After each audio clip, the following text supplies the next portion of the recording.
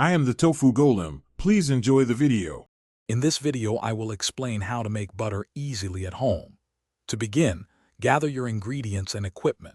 You'll need 1 pint of cold, heavy cream, a clean jar with a tight-fitting lid, and a fine mesh sieve. Alternatively, a stand mixer or food processor can make the process even quicker. Make sure your cream is at least 36% milk fat for the best results. This simple setup is all you need to start your butter-making journey. Now let's get to the fun part, churning. Pour your cold, heavy cream into the jar, ensuring it's no more than 2/3 full. Shake it vigorously, or if using a mixer, whip it on medium-high speed. You'll notice it transform from liquid to whipped cream, then suddenly, the solids will separate from the liquid. This usually takes about 10 to 15 minutes by hand, or 5 to 10 minutes with a machine. Keep going until you see distinct yellow butter solids. Once your butter solids have formed, it's crucial to wash them.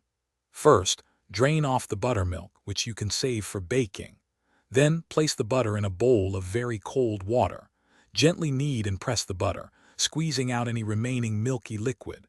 Change the water and repeat this process 2 or 3 times until the water runs completely clear.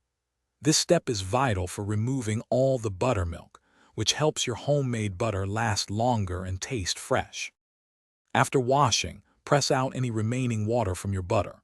Now is the time to add flavor if you wish. For every 1/2 cup of butter, you can mix in about 1/2 teaspoon of fine sea salt. This enhances the taste and acts as a natural preservative.